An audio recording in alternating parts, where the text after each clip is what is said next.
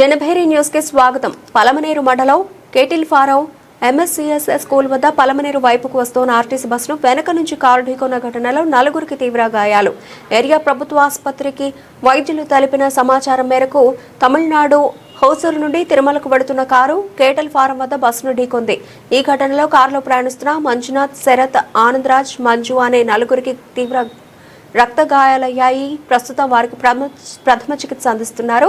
నలుగురిలో ఇద్దరికి తలకు తీవ్ర రక్త గాయాలు కాగా వారిని మెరుగైన చికిత్స నిమిత్తం చిత్తూరు ప్రభుత్వ ఆసుపత్రికి తరలిస్తూ ఉన్నట్లుగా తెలిపారు. కాగా నలుగురు మద్యం మత్తులో ఉన్నట్లు సమాచారం. పోలీసుల దర్యాప్తులో మరిన్ని వివరాలు తెలియాల్సి ఉంది.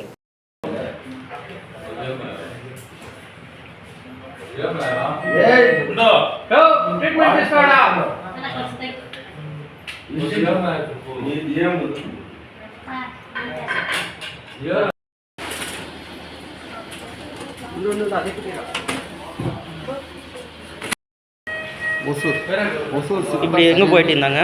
திருப்பதி போயிட்டு எத்தனை பேர் வந்தாங்க? நாங்கள் டோட்டல் வந்து 5 பேர் வந்தாங்க. எப்படி ஆயிடுச்சு அது? சொன்னால் நம்ம பஸ் பிரேக் போட்டுறாங்க. நம்ம ஃப்ரெண்டு டிரைவர் அப்படி நிப்பாட்டிட்டாரு, அப்படியே எடுத்து போய் வச்சுட்டாரு. 5 பேருக்கு அடிவா?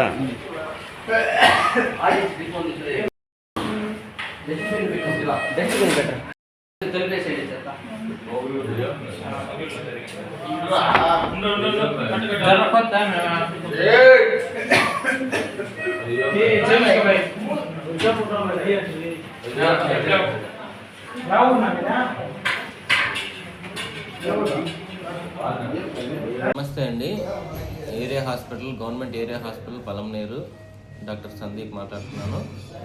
మన క్యాటిల్ ఫామ్ దగ్గర ఒక గంటకు ముందు ఒక కారు బస్సు ఆర్టీఏ కారు పోయేసి బస్సు కిందకి దూరి చిన్న యాక్సిడెంట్ అయ్యింది.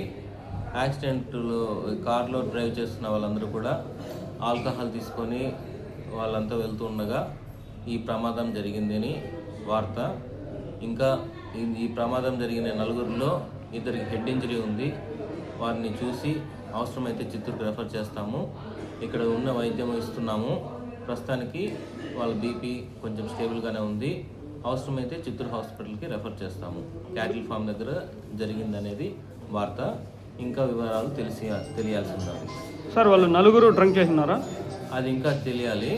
ఒక ఇద్దరైతే కొంచెం డ్రంక్లా కనిపిస్తున్నారు. ఇంకా చూడాలి. ప్రాణాపాయం ఏమైనా ఉందా సార్? ఒక ఇద్దరికి హెడ్ ఇంజరీ ఉంది కాబట్టి మనం సిటీ స్కాను అది చేసిన తర్వాతే మనకు చెప్పగలము. కొంచెం రిస్క్ అయితే ఉంది.